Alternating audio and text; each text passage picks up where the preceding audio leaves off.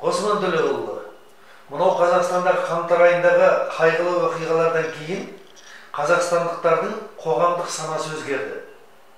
Бүгінгі таңда қоғам елде болып жатқан оқиғалар мен процестерді басқаша қабылдайды және бағалау үстінде. Сіздің ойыңызша, ассамблеяның жұмысын қайта форматтау, Қазақстан халқының бірлігін қамтамасыз ету, қазақстандық бірегейлікті қалыптастыру бойынша жұмыстың жаңа нысандарын айқындау үшін не істеу керек? Бұл бағытта қандай ой білдіресіз? Рас,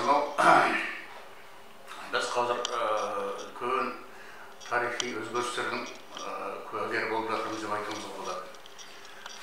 Бейнелеп айтқан уақытта қаңтар оқиғасы менің ойымша осы қазіргі қоғамның осы дәл қазіргі тарихи үрдісін қаңтар оқиғасына дейінгі және қаңтар оқиғасынан кейінгі деп бөлуге болатын сияқты.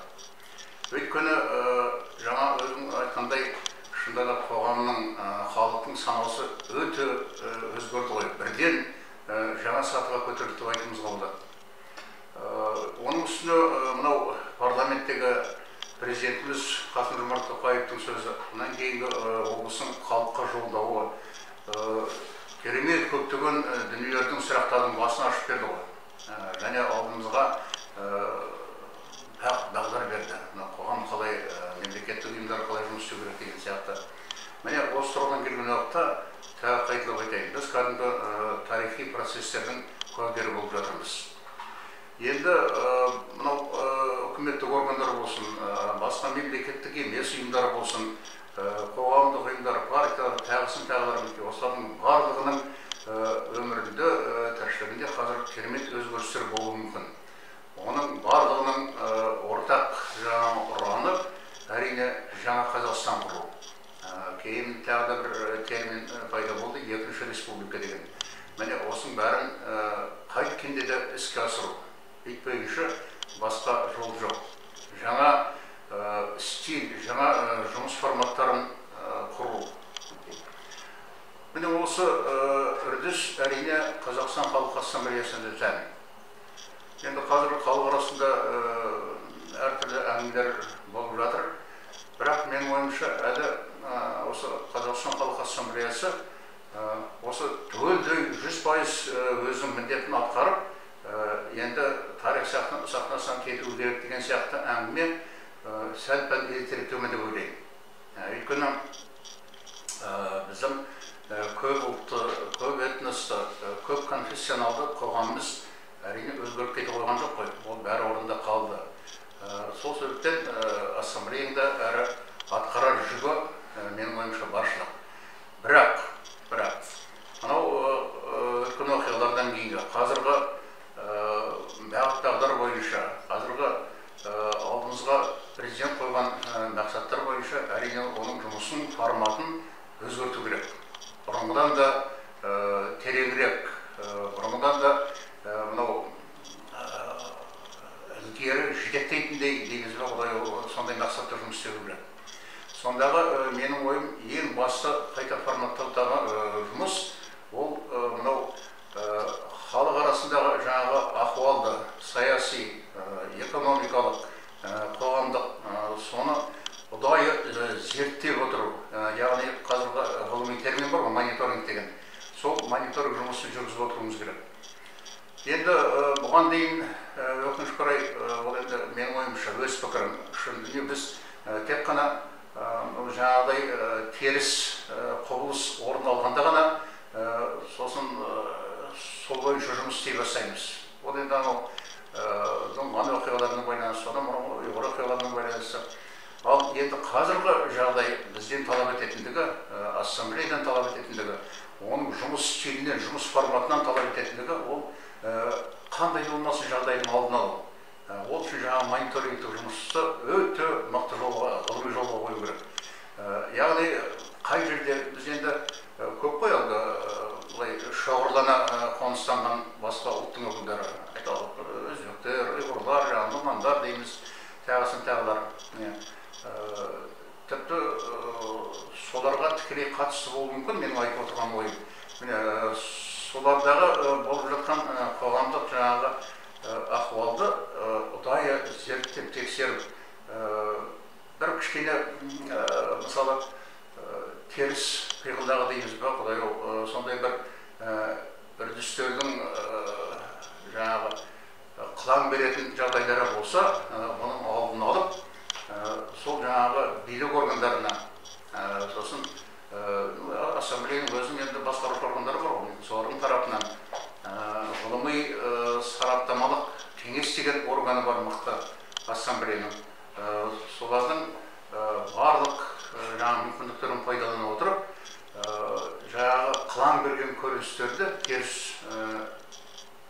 теріс көріністерді, олар әрмен қарай өршімеу үшін, ұшықпау үшін сондай әрекеттерді жасау керек. Міне, ең басты қайта форматты ассамблеяның менің түсінгіші осы.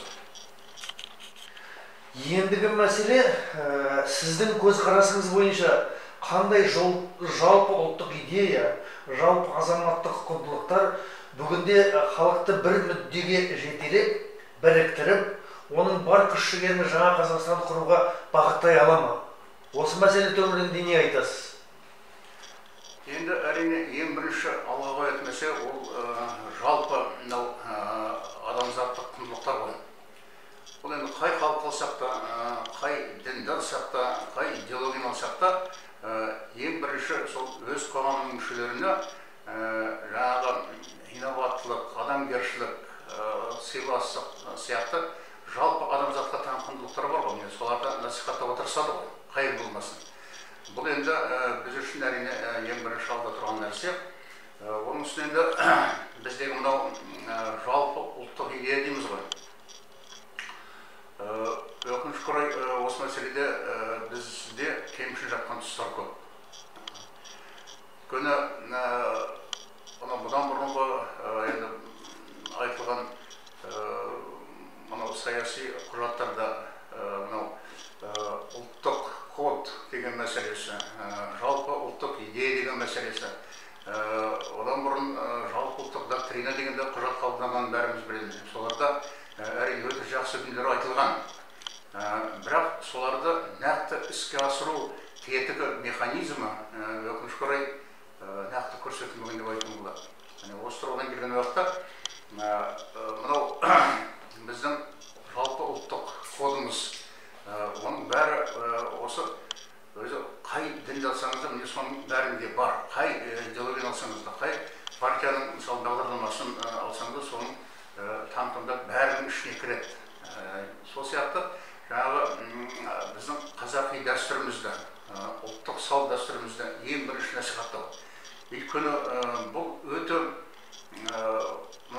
саяси тұрғыдан алсаңыз да, идеология тұрғыдан алсаңыз да, ең ғасырлар бойы сұрыпталған идеялар, қазақтың ұлттық коды.